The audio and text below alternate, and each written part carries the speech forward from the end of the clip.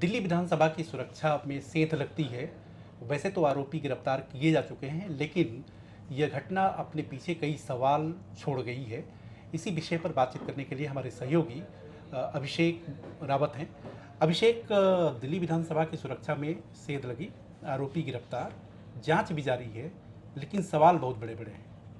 हाँ, बिल्कुल। सवाल इसलिए भी बड़े हैं क्योंकि दिल्ली जो है देश की राजधानी है। यहाँ अगर सुई भी हिलती है तो वो विदेशों तक जो है उसकी आवाज़ जाती है। और बात यहाँ दिल्ली विधानसभा की है, जहाँ पर दिल्ली के मुख्यमंत्री हों, तमाम विधायक हों, मंत्री हों या फिर जो स्पीकर हैं, वो सब जब भी सदन का सत्र चलता है तो वो यहाँ मौजूद रहते हैं। यहीं से दिल्ली के जो कानून होते हैं वो पारित होते हैं, लागू किए जाते हैं। तो समझ सकते हैं कि कितना संवेदनशील जो है वो विधानसभा का जो परिसर है वो है। और यहाँ पर दिन दहाड़े एक कार तेज गति से गेट नंबर 2 है उसको तोड़ते हुए अंदर जाती है। और आप यहाँ ये देखिए कि जो सिक्योरिटी फोर्सेस अंदर हैं, दिल्ली पुलिस और सीआरपीएफ, दो दो एजेंसीज वहाँ पर तैनात होती हैं। उनका रेस्पॉन्स टाइम अगर हम देखें तो 0 साबित होता है, क्योंकि कार अंदर जा रही है 5 मिनट तक, आप मान लीजिए वो पूरा कार अंदर जाने स्पीकर के बाद के बाहर चैम्बर निकलती के है। करीब तक और जाती है। स्पीकर का जो रूम है उसके बाहर वो आराम गुलदस्ता। से गुलदस्ता रखता है और फिर उसी कार से उसी रास्ते होते हुए उसी गेट से फरार हो जाता है। सबसे बड़ी बात ये देखिए कि दिल्ली पुलिस, क्योंकि हम जैसे सत्र में भी जब जाते हैं, जब सत्र होता है तो बाहर दिल्ली पुलिस की ही सिक्योरिटी होती है गेट पे। लेकिन जो गेट नंबर 2 है, दिल्ली पुलिस ने कल दबी जवान में अपनी जिम्मेदारी जो है सीआरपीएफ पर टरका के दी। ऊपर अच्छा, अभिषेक, जैसा आप दिल्ली विधानसभा को कवर भी करते रहे हैं और कर भी रहे हैं, करते भी हैं, सबसे बड़ी चीज़ कि जो सिक्योरिटी का जो लेयर है, तो दर्शकों को ज़रा पहले आप ये बताइए कि दिल्ली विधानसभा की सिक्योरिटी का जो लेयर है वो किस तरीके से, कौन कौन एजेंसियां उसको सिक्योर करती हैं। देखिए, उसमें दिल्ली पुलिस है और सीआरपीएफ है। और इसमें होता क्या है कि जो बाहर मेन गेट्स, अगर हम गेट की या फिर रास्ते की बात करें तो सीआरपीएफ को तैनात किया जाता है जहाँ पर फ्रिस्किंग का एरिया है। तो पहले सीआरपीएफ होती है। पहले सीआरपीएफ होती है, फिर अंदर फ्रिस्किंग का जब बात आती है या कोई भी गाड़ी अगर अंदर जाएगी विधानसभा के गेट के अंदर होते हुए, तो वहाँ पर दिल्ली पुलिस के जो सुरक्षा कर्मचारी होते हैं वो तैनात होते हैं। अंदर अगर हम लोग भी जाते हैं तो जो दिल्ली पुलिस के सुरक्षा के जवान होते हैं वो हमारी चेकिंग आदि करते हैं, बैग को भी वही चेक करते हैं और फिर अंदर जाने देते हैं पास देख के। लेकिन ये जो गेट नंबर 2 है ये जो विधानसभा मेट्रो स्टेशन है उसके बराबर में पड़ता है।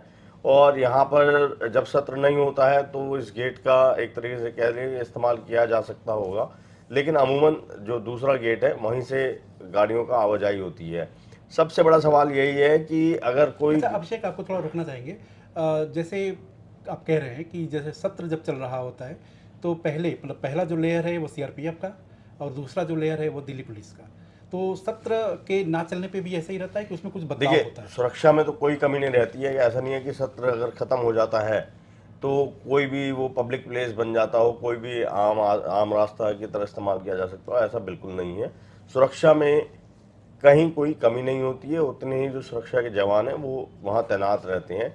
और यहीं पे ये सबसे बड़ा सवाल आता है कि क्या सिर्फ और सिर्फ जब सत्र चालू रहेगा तभी आप मुस्तैद रहेंगे, तभी चुस्त रहेंगे, सत्र के बाद आप सुस्त हो जाएंगे? क्योंकि कल का अगर जो इंसिडेंट होता है आप देखेंगे, 5 मिनट बहुत बड़ा एक टाइम होता है। वो तो मान के चलिए कि इस शख्स के पास कोई हथियार या एक्सप्लोजिव ऐसा कुछ नहीं था। अगर इसकी जगह पे कोई और खतरनाक मंसूबे से अंदर घुसता तो वो आप मान के चलिए कितनी तबाही वो अंदर कर सकता था। और जो सबसे बड़ा सवाल एक और है कि रेस्पॉन्स टाइम जिसके लिए इनको ट्रेन किया जाता है, और ऐसी जो संवेदनशील इलाके हैं, क्षेत्र है या बिल्डिंग है आप कह लीजिए, वहाँ पर अगर इनको तैनात किया जाता है तो जिम्मेदारी यही होती है कि आपका जो रेस्पॉन्स टाइम है वो बहुत क्विक होना चाहिए, सेकंड्स में होना चाहिए। यहाँ लेकिन पाँच 5 मिनट मिनट का बिल्कुल बहुत। 5 मिनट में वो आराम से फरार हो जाता है और आप मतलब हिलडुल भी नहीं पाते हैं। जबकि अगर कोई सिक्योरिटी, आप बूम बूम बैरियर है उसको तोड़ के अगर वो अंदर घुसा है, सीसीटीवी वहाँ लगे हैं, तो आपका जो अलर्ट है, कोई अलार्म होना चाहिए, सब कुछ है, वो कल कहाँ गया किसी को नहीं पता चला। क्योंकि चलिए अगर वहाँ पर सीआरपीएफ की तरफ से अगर हम मान लें, एक जो दिल्ली पुलिस कह रही है कि भाई वो गेट पे सीआरपीएफ की तैनाती है। जिम्मेदारी थी, तैनाती थी, लेकिन फिर भी दिल्ली पुलिस के जो जवान हैं वो क्या बैठे रहेंगे? और कमांडोज भी रहते होंगे। बिल्कुल, कमांडो में रहते हैं। और उसके बाद 2 घंटे बाद वो गाड़ी ट्रेस कर ली जाती है। विधानसभा से लगभग 3 से 4 किलोमीटर की दूरी पर रूपनगर का इलाका है, दिल्ली यूनिवर्सिटी से लगता हुआ। तो वहाँ पर उसको 2 घंटे, फिर भी अगर आप देखेंगे, अभिषेक सवाल तो है ना कि ठीक है, आपने 3 घंटे के अंदर उस कार को ट्रेस कर लिया, आपने आरोपियों को गिरफ्तार भी कर लिया, लेकिन सबसे बड़ा तो सवाल यही है कि अ, इतना सुरक्षा घेरा होने के बावजूद भी कार घुस जाती है, और जो बार बार आप कह रहे हैं कि रेस्पॉन्स टाइम जो है वो 5 मिनट का पूरा वाकया होता है, जो कि सेकंड्स में होने चाहिए। तो कहीं ना कहीं ये तो फेलियर, तो मतलब प्रारंभिक नज़र में तो सबसे बड़ा failure है। सवाल यही है कि रेस्पॉन्स टाइम आपका 0 साबित होता है। आपने उसमें रेस्पॉन्स आपने दिखाया ही नहीं, तभी वो वहाँ से बाहर निकल गया, और उसके बाद भी आप ट्रेस कर रहे हैं लगभग 2 से ढाई घंटे बाद। जबकि वो सड़क पर ही है और आपने मैसेज फ्लैश करा हुआ है, और 2 से 3 किलोमीटर बहुत लंबा, फिर भी आप देखेंगे अगर ऐसे कोई घटना अंजाम देके फरार हो रहा है और वो उसी सड़क पर उसी गाड़ी में है और नंबर आपके पास है, आपने फ्लैश किया हुआ है, तब भी 2 ढाई घंटे में आप उसको पकड़ते हैं। ठीक है, एक अच्छी बात है कि वो पकड़ा जाता है। वो बात और है कि उसका प्रोफाइल क्या है, वो एक शरारत साबित होगी या जिस तरीके से उसका परिवार क्लेम कर रहा है कि वो एक मानसिक रोगी अभिषेक, है। हम लोग इस विषय पे थोड़ा आगे बढ़ेंगे, लेकिन जैसा कि आपने बताया कि विधानसभा की सुरक्षा में सेंध लगती है, लेकिन ये सेंध वाला जो मसला है वो मतलब इकलौता नहीं है। अगर उसके पीछे की भी अगर आप बात बताएं दर्शकों को कि देश की राजधानी दिल्ली में ऐसे कौन कौन से मतलब समय थे, वाक़े थे, मौके थे जब इस तरह की बातें, घटनाएं जो है सामने आई थी। देखिए, दिल्ली देश की राजधानी, और यहाँ कुछ भी अगर इस तरह की कोई घटना होती है तो इंटरनेशनल लेवल की न्यूज़ बनती है, ये कहीं कोई छुपाने वाली बात नहीं है। और दिल्ली पुलिस कह लीजिए, सीआरपीएफ कह लीजिए, सबसे बड़ा सवाल ये उठता है कि सीधे और सीधे गृह मंत्रालय के अंडर ये सारी जो दोनों हाँ, डिपार्टमेंट। दोनों ही डिपार्टमेंट जो है वो सीधे सीधे केंद्रीय गृह मंत्रालय के अंदर ये आते हैं। अब आप ये देख के चलिए कि केंद्रीय गृह मंत्रालय, अमित शाह जो है वो केंद्रीय गृह मंत्री हैं, और उनको माना जाता है कि वो बहुत ही सख्त हैं, और उनका जो हम एडमिनिस्ट्रेशन कहेंगे उसकी भी बहुत तारीफ की जाती है। लेकिन यहाँ ज़मीन पर जब हम देखते हैं, आम लोगों की सुरक्षा की बात हो या फिर माननीयों की सुरक्षा की बात हो, तो आपको क्या नज़र आ रहा है कल की घटना के बाद?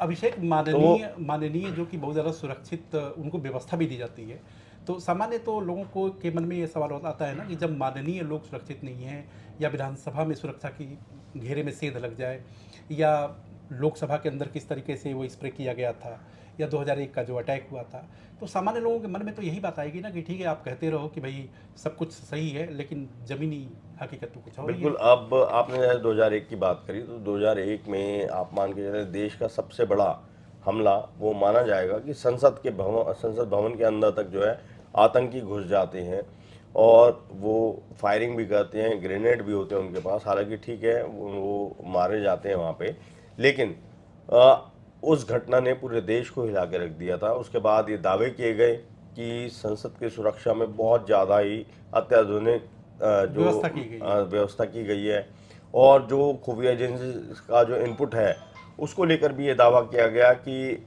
चाहे खुफिया एजेंसी हो चाहे हमारी दिल्ली पुलिस हो, वो उनका इंटेल जो है वो नेटवर्क बहुत मजबूत हुआ है, और जो है हमारा जो सुरक्षा व्यवस्था है वो काफ़ी चाक चौबंद है। ये लेकिन जैसे अब से कभी आप कह रहे हैं बिल्कुल कि दिल्ली पुलिस दावा ये करती है, होम मिनिस्ट्री भी दावा करती है कि हमारी इंटेलिजेंस जो सिस्टम है वो बहुत पुख्ता है, तो सवाल है कि बहुत पुख्ता है और उसके बाद सेंध लग जाए, बिल्कुल। तो आपको नहीं लगता कि मौकरी है? नहीं, मैं वहीं आ रहा हूँ, लेकिन आप उसके बाद भी देखिए कि घटनाएं जो हैं होना कम तो नहीं हुई हैं। चाहे आप देखें 2005 में बम धमाके हुए दिल्ली में, फिर 2008 में जैसे बाराखंबा रोड हो, गफ्फार मार्केट हो, वहाँ यहाँ पे भी बम धमाके होते हैं, और 2014 के बाद मान के चलिए कुछ स्थिरता एक आती है, लेकिन घटनाएं फिर होना शुरू हो जाती हैं। 2022 में देख लीजिए, जब 13 दिसंबर की वो जो घटना होती है, 2001 की बरसी होती है जब पार्लियामेंट पर अटैक हुआ था, ठीक उसी डेट पर दो शख्स जो है दशक दीर्घा में होते हैं, और वो वहाँ से कूदते हुए अंदर पहुँचते हैं जहाँ पे सांसद बैठे होते हैं, और जो है कलर स्प्रे जो है वो फ्लेयर कर देते हैं। तो सवाल यही उठता है कि अगर उनके पास कुछ और ऐसी घातक चीज़ होती जो इमीडिएटली नुकसान पहुँचा सकती थी या लीथल हो सकती थी हमारे देश के सांसदों के लिए, तब क्या जो हमारी सुरक्षा एजेंसीज हैं वो क्या करती? क्योंकि संसद भवन में वो कोई ऐसी चीज़ अगर लेकर जा रहे हैं तो अपने में सबसे बड़ा सवाल यही है कि वो कैसे ले गए। वहाँ पर जो है सीआरपीएफ भी होती है और दिल्ली पुलिस भी होती है, कई पॉइंट पे उनकी चेकिंग होती है, फ्रिस्किंग होती है। वहाँ पर भी बजाय कोई जवाबदेही तय करने की एक कमेटी बैठा दी जाती है और उसके बाद जो सीआरपीएफ की जो यूनिट होती है अंदर उसको हटा दिया जाता है। और फिर अंदर जो हम कहेंगे दोनों ही एजेंसीज, चाहे सीआरपीएफ हो, दिल्ली पुलिस हो, और अंदर पार्लियामेंट सिक्योरिटी का एक अलग स्टाफ होता है।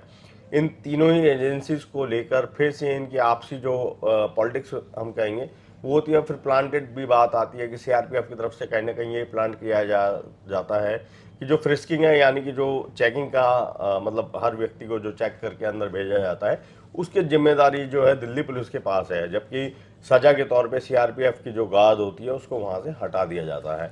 तो बात यही है कि जिम्मेदारी या अकाउंटेबिलिटी फिक्स करने के बजाय, ब्लेम गेम। हाँ, बस जनता को भटकाने का हम कह सकते हैं कि एक तरीका है कि भाई हमने ये कर दिया, वो कर दिया, जिससे कि जो मूल विषय है उससे हम या एक आम व्यक्ति उससे भटक जाए और उसको लगे कि हाँ भाई ठीक है, कुछ एक हो गया है। लेकिन आप ये देखें कि उस घटना के बाद से क्या कोई बदलाव आया? हाँ, क्योंकि अभिषेक, इस पर दर्शकों को हम लोग ये भी बता दें कि अभी मतलब नवंबर के महीने में लाल किले के सामने क्या कुछ हुआ, बिल्कुल। सभी लोग वाकिफ देखिए, हैं। वो चलती एक कार जो है खुद एक बम बन जाती है और उसमें विस्फोटक इतना भारी मात्रा में होता है। और ये तब होता है जब फरीदाबाद में भारी मात्रा में विस्फोटक पकड़ा जाता है। जम्मू कश्मीर पुलिस हो, हरियाणा पुलिस हो, यूपी एसटीएफ हो और दिल्ली पुलिस का स्पेशल सेल कहीं ना कहीं पहले से ही इस इन्वेस्टिगेशन में जुटे होते हैं। ठीक है, कई स्तर पर उनको कामयाबी मिलती है, लेकिन उसके बावजूद धमाका दिल्ली में लाल किले के पास, लाल किला वही है जहाँ पर जो 15 अगस्त पे झंडा फहराया जाता है प्रधानमंत्री द्वारा। तो आप समझ सकते हैं कि कितनी संवेदनशील वो जगह है और जानबूझ के उस जगह को चुना भी जाता है। और जब जांच होती है तो उसमें ये भी आता है कि वो जो व्यक्ति कार में था वो लगभग 2 से 3 घंटे तक लाल किले की पार्किंग में भी बैठा होता है विस्फोटक के साथ। और फिर वो शाम को जब भीड़ हो जाती है तो फिर वो उस रास्ते पे पहुंचता है और जब घटना भीड़ को अंजाम देता है। के बीचों बीच होता है तब वो उस बम को ब्लास्ट कर देता है खुद भी, मतलब सुसाइडल, वो एक फिदाइन अटैक हम उसको बोल सकते हैं, अच्छा, वो करता है। अभिषेक, सबसे बड़ी चीज़ ये है कि जैसे मान लीजिए कि घटना दर घटना होती रहती है और आप देखेंगे कि सामान्य तौर पर पुलिस की भी तरफ से यही बयान होता है कि घटना दुखद है और इसका हम इन्वेस्टिगेशन कर रहे हैं। लेकिन क्या आपको लगता है कि कोई भी इन्वेस्टिगेशन अपने अंतिम मुकाम तक पहुंचती है? देखिए, इन्वेस्टिगेशन के अंतिम मुकाम तक पहुंचने के प्रैक्टिकलिटी और फिर थ्योरिकल अगर हम थियरी बात में थोड़ा करें फर्क है। तो वो फ़र्क इसलिए आ जाता है कि कई बार जिन सबूतों को पुलिस जुटाती है उनका जो सब्सटेंशियल हम अगर इम्पोर्टेंस देखें तो कोर्ट के सामने वो जीरो हो जाता है कई बार। तो इसलिए वो कहना तो टेक्निकलिटीज़ उसमें काफ़ी होती हैं, एकदम से उस पर निष्कर्ष नहीं दिया जा सकता है। लेकिन सवाल यहाँ ये होता है कि जब इतने सारे घटनाएं हो रही हैं, आप उसके बाद ये कैसे कह सकते हैं कि सब कुछ ठीक है, सब कुछ चाक चौबंद है? पहले की भी अगर बात करेंगे, पहले जब कोई घटना होती थी तो एक जिम्मेदारी तय की जाती थी, उस पर कहीं ना कहीं कुछ एक्शन होता था और वो एक्शन इसलिए होता था कि वो एक सबक बन सके। मिसाल के तौर पर सबॉर्डिनेट हो चाहे अपर जो अफसर हो, उन सब के सामने एक मिसाल दी जा सके कि देखिए ये एक जो है क्राइटेरिया है, अगर कोई लापरवाही होती है तो कोई भी अपनी जिम्मेदारी से बच नहीं पाएगा और उसको भी उसका जो हर्जाना है वो भुगतना होगा। लेकिन वो अब हमें देखने को नहीं मिलता है। अब ये होता है कि कहीं पे इंक्वायरी ऑर्डर कर दी जाती है, उसकी रिपोर्ट कब आ रही है, क्या आ रही है, ये भी किसी को नहीं बताया जाता है। और अभी एक और घटना मैं आपको बताता हूँ, अगस्त की है ये, 2025 की 15 अगस्त में आप जानते हैं कि कितना हाई अलर्ट होता है और काफ़ी खतरा भी रहता है। ऐसे में लाल किले पे एक मॉक ड्रिल की जाती है दिल्ली पुलिस द्वारा ही, और उसमें स्पेशल सेल के कुछ अधिकारी होते हैं जो डमी बम लेके अंदर जाते हैं और बेसिकली उनका मकसद यही होता है कि वहाँ पर जो तैनात पुलिसकर्मी हैं क्या वो इस डमी बम को पकड़ते हैं या नहीं पकड़ पाते हैं, और वो नहीं पकड़ पाते हैं। जब ये सब चीज़ें होती हैं, खुलासा होता है, फिर 7 पुलिसकर्मियों को सस्पेंड कर दिया जाता है। लेकिन आप ये देखेंगे उसके बाद भी सबक क्या हुआ? बिल्कुल जीरो ही आपका सबक हुआ ये बड़ा सवाल है कि सबक कि क्या मिला। आपने क्या सबक लिया। आपने सस्पेंड कर दिए 7 लोग, लेकिन उस सस्पेंशन का कोई असर दिखा? वो इसलिए नहीं दिखता है क्योंकि ये भी जो एक खाना पूर्ति होती है, निचला जो हम स्टाफ कहेंगे, वो बेचारा होता ही बलि का बकरा बनने के लिए है कि अगर कहीं कोई लैप्स हो जाए तो सीधे उसके नाम का पर्चा फाड़ दो और ये कर दो जी हमने अच्छा, इतने अभिषेक, सस्पेंड कर पहले ये दिए। कहा जाता था कि आपकी जब तक बीट पुलिसिंग वो स्ट्रांग नहीं होगी, बीट कांस्टेबल्स जो है अपने फर्ज को सही तरीके से नहीं निभाएंगे, तब तक जो है आप पुख्ता इंटेलिजेंस गैदर नहीं कर सकते। और दूसरी चीज़ है कि जब इंटेलिजेंस गैदर नहीं होगा तो आप उसको एक्ट नहीं कर सकते। तो आपको क्या लगता है कि जैसे सुरक्षा में सेंध हुई और जो संबंधित जो थाना है, जो बीट कांस्टेबल्स हैं, वो कहीं ना कहीं अपने फर्ज को अंजाम देने में नाकाम रहे, लिहाजा इस तरह की घटना घटी? देखिए, बीट पुलिसिंग का एक अलग वो है क्योंकि अब समय के साथ आप देखेंगे तो काफ़ी कुछ बदलाव आ गया है। आज के टाइम में पहले जो है एक मुखबिर तंत्र होता था हर पुलिस के पास, और वो बहुत स्ट्रांग होता था और उसके स्ट्रांग होने से ही जो है सफलता बहुत जल्दी मिलती थी। लेकिन समय के साथ जब तकनीक एक आम जिंदगी में आई, जैसे सेल फोन हो या सोशल मीडिया हो, तो फिर मुखबिर तंत्र पर डिपेंडेंसी जो है वो थोड़ी कम कर दी गई। ह्यूमन ह्यूमन इंटेलिजेंस इंटेलिजेंस पर जो है विश्वास कम करते हुए आप टेक्नोलॉजी की तरफ बढ़े, और जो चाहे हम उसको बोले मोबाइल फ़ोन की सर्विलांस हो या फिर आप सोशल मीडिया पर नजर सर्विलांस रखने करके वाली। किस तरीके से आपने कैसे इनपुट गैदर करना है, उस पर निर्भरता ज़्यादा हो गई है। बीट पुलिसिंग की अगर मैं दिल्ली की बात करूंगा तो फिर इसमें कई तरीके के आरोप भी आएंगे, वो विषय पर थोड़ा भटक जाएगा, उस पर कभी और चर्चा करेंगे। लेकिन यहाँ पर यह है कि कल की ही अगर आप घटना ले लीजिए, ठीक है, ये हम कहेंगे कि सबसे बड़ा एक सवाल तो यही है कि आखिर वहाँ जो सुरक्षा में तैनात कर्मचारी थे या फिर जो अधिकारी हैं वो क्या ऑब्जर्व करते हैं, किस तरीके का उनका सुपरविजन रहता है कि कल बिल्कुल दिन दहाड़े 2 बजे, बिल्कुल दिन का समय होता है, दोपहर 2 बजे, अमूमन कई सारे दफ्तर, ऐसा नहीं है कि विधानसभा में कोई भी नहीं है, अंदर सेक्रेटरीट है वहाँ पर विधानसभा का, और वहाँ का स्टाफ भी होता है। तो अगर कल ही मान लीजिए कुछ ऐसी घटना हो जाती, अगर कोई आतंकी हमला होता ही है, तब आप क्या करते, क्या जवाब दे पाते? क्योंकि 5 मिनट का रेस्पॉन्स टाइम तो आपको बिल्कुल जीरो देखने को मिला। एकदम कोई हरकत में नहीं आया। मतलब ये होता है ना कि चलिए जाने पार्लियामेंट दिया। में एक जैसे अटैक हुआ था, तो वहाँ तुरंत ही जो है आपने उसका एनकाउंटर शुरू करा, आप जवाबी तुरंत एक्शन फायरिंग में हुई। आप आ गए। यहाँ पर तो आपको पता ही नहीं चला, वो आया, आपने मतलब इतनी जहमत नहीं उठा पाए कि आप कोई उसके आगे बैरियर अड़ा के कोशिश करता कि वो रुक जाए गाड़ी, या फिर आप ही अपनी गाड़ी लेके उसके पीछे दौड़ पाते। अब वो तो 5 मिनट में सब कुछ करके चला गया, और आपको समझने में ही मान के चलिए कि 5 मिनट लग गए कि ये हुआ क्या। यानी भगवान भरोसे आपने बिल्कुल सुरक्षा को छोड़ छोड़ दिया रखा था। था। अच्छा अभिषेक, इसमें एक चीज़ और है कि जैसे अभी जो जांच जो चल रही है, तो कुछ जानकारी जैसे अगर आपको हो देखिए, अभी तक की जांच कि में तो यही आया है कि जो सरबजीत है आरोपी जिसको गिरफ्तार किया गया, जिसके टाटा सिएरा कार भी है, वो पीलीभीत का रहने वाला है, और ऐसा बताया गया है कि वो 1 अप्रैल से ही जो है अपने घर से निकला हुआ था बाहर। थोड़ा उसके परिवार वालों की अगर बात करें, उसकी वाइफ से जो पुलिस ने अभी तक बात करी है, कुछ मेडिकल उन्होंने रिकॉर्ड दिखाया उसका कि वो डिप्रेशन का मरीज है। अभी मान के चलिए मानसिक अवसाद से वो जो है ग्रस्त है, और कुछ दिनों पहले जो है उसका भांजा यहाँ दिल्ली में हरिनगर में उसकी सिस्टर की फैमिली रहती है, वो भांजा मिसिंग है। तो परिवार का ये कहना है कि वो अपने भांजे को तलाशने में जुटा हुआ था, और थोड़ा उसी को लेकर एक उसका अपसेट माइंड चल रहा था, और वो वहाँ से पीलीभीत से निकला था 1 तारीख को, फिर बीच में बरेली गया। बरेली के बाद वो बता रहे हैं कि कल ही जहाँ तक है कि वो दिल्ली पहुँचा है। लेकिन सवाल ये उठता है कि अगर वो दिल्ली पहुँचा है तो विधानसभा में वो कैसे वहाँ पहुँच गया?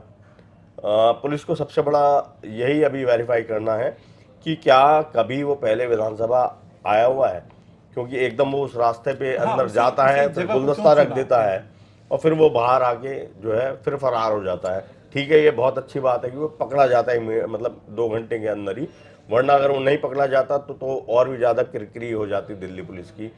तो अब सवाल यही है कि क्या उसने पहले रैकी की हुई है, और अगर ये एक्सीडेंटल है तो अपने में बहुत बड़ी एक अजीब घटना है कि उसने विधानसभा ही चुनी और उसको वो अंदर जाके घुस गया और वहाँ पे गुलदस्ता रख के आ रहा है, और फिर आराम से वो वहाँ से फरार हो जा रहा है। तो अभी कई सवाल हैं जो दिल्ली पुलिस जिनका जो है जवाब तलाश रही है, और उसको रिमांड में लेकर अभी पूछताछ भी की जाएगी।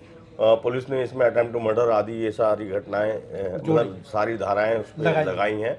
लेकिन इन सब से फिर भी जो मूल सवाल है कि क्या हम दिल्ली के नागरिक होने के नाते, दिल्ली में हम रहते हैं, हम सुरक्षित हैं? सुरक्षित महफूज क्योंकि करें जब ना करें। इतने वीवीआईपी लोग ही सुरक्षित नहीं है तो आम तो लोग, हमारी तो बिसात ही क्या है। तो जैसा कि अभिषेक ने बताया कि अभी यह पूरा मसला जांच के दायरे में है, जांच हो भी रही है, लेकिन सवाल वही है कि यदि वीवीआईपी इलाके, वीवीआईपी जो प्रतिष्ठान है, अगर वहाँ सुरक्षा में कोताही बरती जाती है या सेध लग जाती है, तो सवाल तो बनता ही बनता है कि आम लोगों का क्या।